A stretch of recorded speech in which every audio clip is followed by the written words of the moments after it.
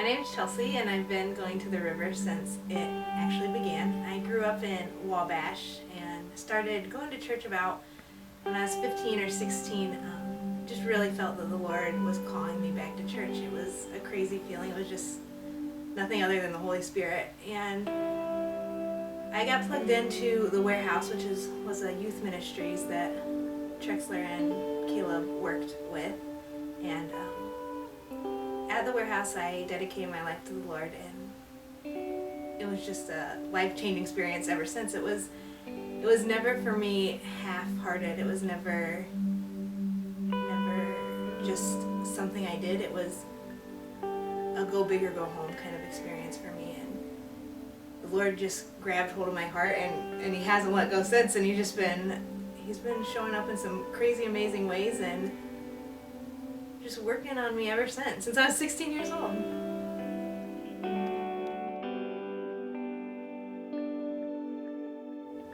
So like I said, I was involved with the river since the beginning, so there's always been plenty of ministry opportunities to get involved in, especially at the beginning when we're building walls and doing building kind of stuff. But since the beginning, I got plugged in with the elementary ministry and the preschool ministry, and I really, really did love doing that. I loved working with the little kids.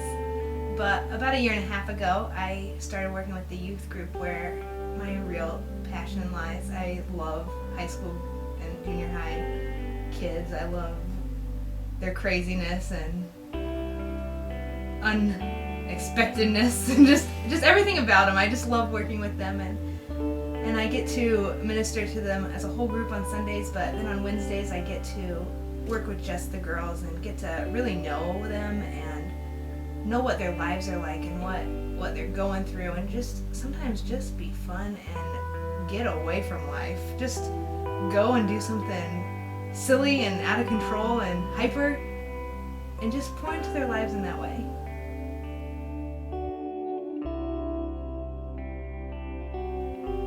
Over the past few years, I've had some really awesome opportunities to serve the Lord besides just in this church. I was able to go to India for a month a couple years ago and serve with a special needs organization there that is a home for over 100 now special needs children, and that was just an incredible experience. It was hard, very hard actually, and I missed home while I was there, but the Lord just showed up in incredible ways and worked in my life, but in the lives of a couple of girls that were there as well. And it was incredible to see Him show up. And then this past year, I was able to go to Mexico and work with, it's called La Roca Ministries. It's just an organization. It starts from a church, but it also has so many ministries.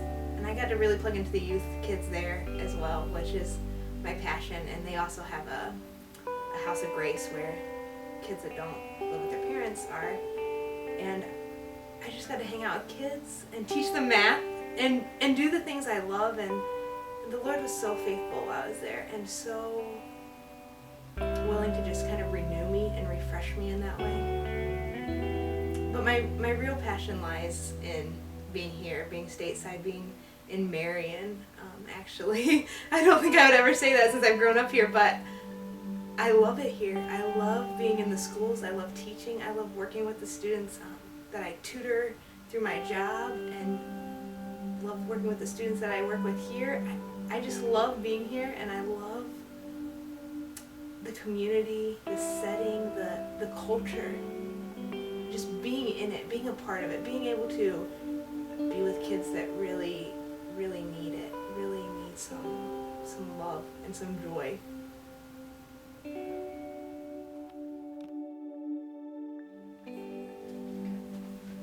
Even with life going well, I was still doing my last semester of classes at IWU and living in an apartment by myself, really enjoying life.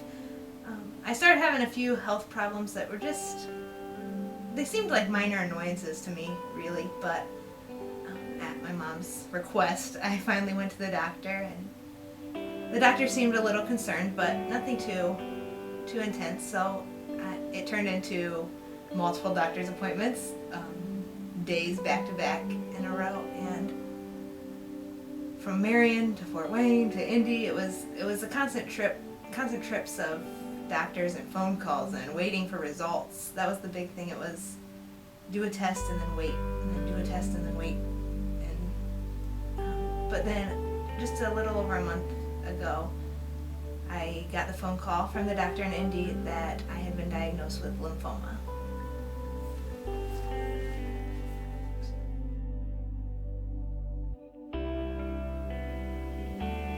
The process of finding out that I had lymphoma was challenging. It had its days when I was a little more upset than others. I had one test in particular when it was like I walked out of there crying, and I knew something was wrong, and I started to ask God if this was going to be something big.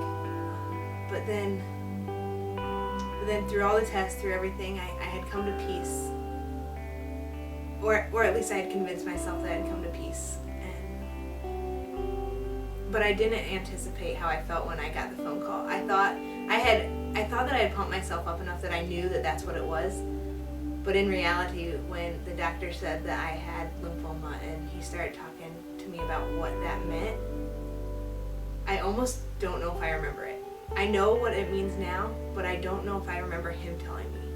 I know I was in Mississinawa Library teaching students math, but I don't know what he said. I know he said something about B cells, and and I was lost from there. Not really focused. I was more focused on I need to call my mom, I need to tell people, I need to deal with this. But since then, the Lord has done some incredible things through this. I can't say that I was completely surprised by the diagnosis. A, because of the tests leading up to it and what I had anticipated, but B, because I've prayed for something to come along, whether that meant me going through something like this, like cancer, or whatever that meant, that I've prayed that, Lord, if you would just give that avenue for my family to come to salvation, I would be so willing to do it. And so when I look at this lymphoma, when I look at what I'm going through, when I'm sick from chemo, I know that the Lord is working, and I know that this is what I want, and this is more than worth it, because I've already seen the benefits. I've already heard my grandma, who I've never heard in 6 years say anything, say that she's praying. And that, I'll take lymphoma 5 times for that.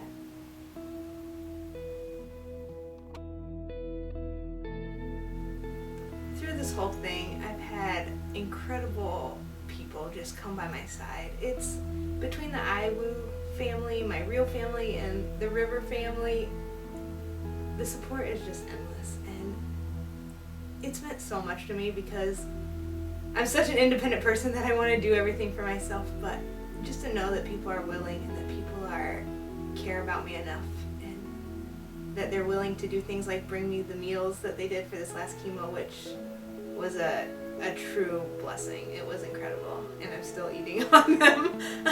But it's just such a comfort to know that people love you, and that people are willing to lift you up to the Lord, because that's what this all comes down to. Is this is in the Lord's hands. It's not in our hands, and we can try to do as much as we can, but to know that I'm constantly being placed at the feet of Jesus